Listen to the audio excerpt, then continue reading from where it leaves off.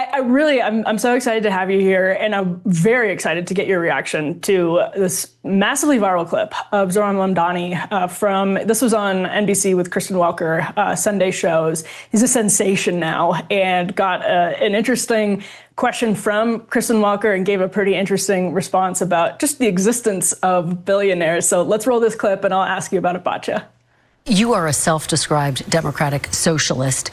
Do you think that billionaires have a right to exist?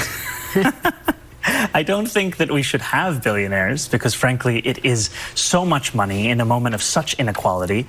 And ultimately, what we need more of is equality across our city and across our state and across our country. And I look forward to work with everyone, including billionaires, to make a city that is fairer for all of them. So, Batya, you have a really interesting story, actually, and I think it speaks to Zohran Mamdani's story and his own trajectory and kind of the trajectory of the left in some really, I think, important ways. So let me just start by queuing this up. You come out of a similar movement. Am I wrong? Like, the last 10 years, you guys were both in sort of New York Democratic Socialists of America, DSA circles. Is that right, Batya?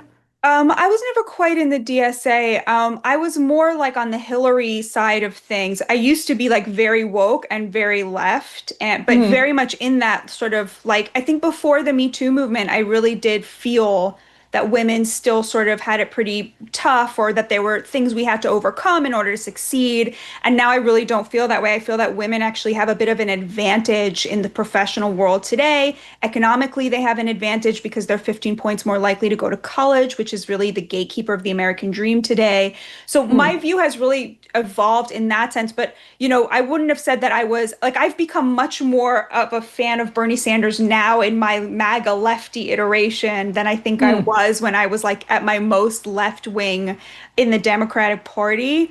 But I think this is so interesting, this Zohran Mamdani phenomenon, because like for him, it's all performance art. This guy is like a child of privilege. His parents, I think, are millionaires. His mother raised millions of dollars to do these independent films. She's an Oscar-nominated filmmaker. His father's a professor at Columbia. You know, he was raised very much in this kind of over-credentialed cultural and economic elite that has come to define the left in America. And they espouse this kind of, the Liberal Patriot called it trust fund socialism, to where their views on economics are this kind of, raise taxes and redistribute, expand the welfare state, have more people count as poor, give more free stuff to more individuals, which is not actually the economic populism that working class Americans are drawn to. They're much more drawn to the kind of protectionism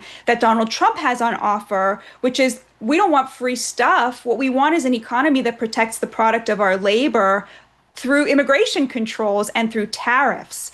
So it's a very different model of economic populism that you have on the right and the left. But obviously, the one on the right is the one that's resonating with the working class, because Mamdani's victory was with the college educated, the multiple degreed, the wealthy. He did not get anywhere with Black voters. He didn't get very far with poor voters. He got the $50,000 to $100,000, he won those slightly over Cuomo. He really won in a big way. People make over $100,000. But you have to remember that a lot of these over-credentialed elites, who are people who will be in the elites when they're further down in their careers, of course, at this stage in their careers, as young people, they're not making a lot of money. But that doesn't mean that they're not on the trajectory that, thanks to the economy that the Democrats created, will net them the American dream in a way that working class people prior to Trump did not really have a shot at. So in a way, it's so interesting to see this kind of cosplay of, a working class revolution, when it's really much more along the lines of like gentrifiers of the world unite here.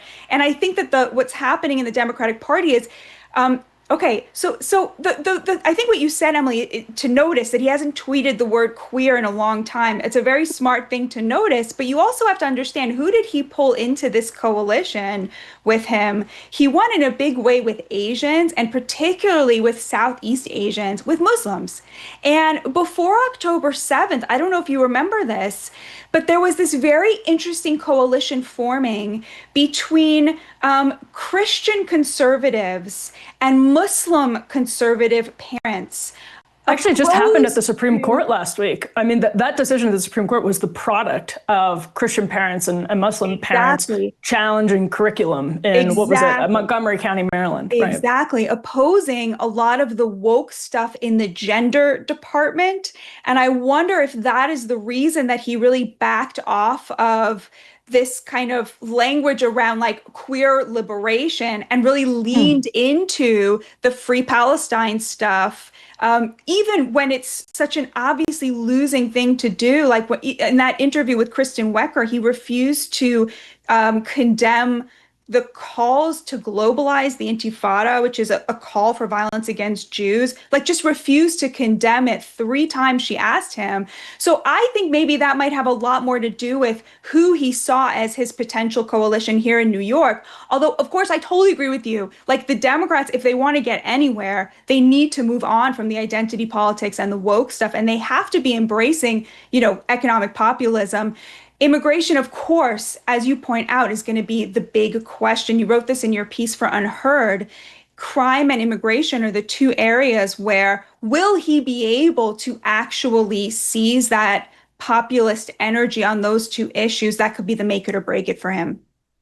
Yeah, and so like we definitely don't agree on everything about this, but I'm really curious what you make of that last point in particular about the identitarian obsession that tanked the left. I mean, it really started with Hillary Clinton.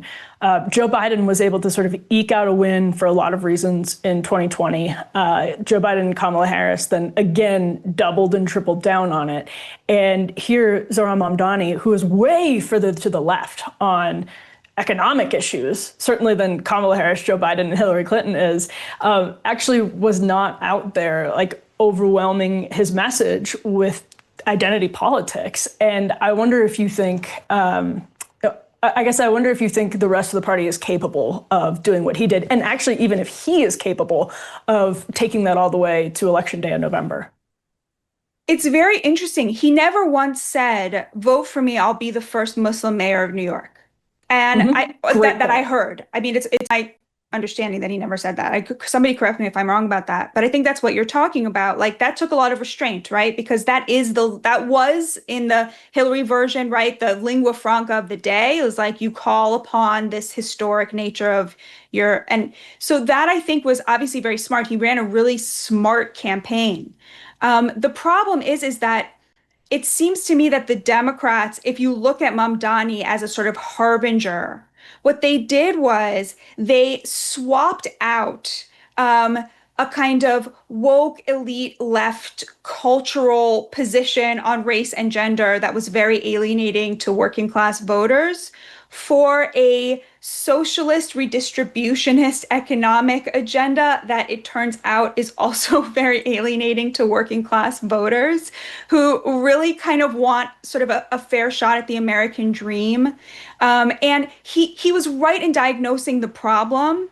The solutions he gave were the solutions that appeal to the exact same top 20% of over-credentialed elites that the Democrats were appealing to with the identity stuff. So it seems to me like that elite has gotten the message that if they focus on race and gender, they cannot win elections because most Americans have moved on from that. But what they swapped it out for is this kind of like, trust fund socialism that also seems to me to be a kind of losing agenda when you're talking about building a mass coalition in the way that Donald Trump did.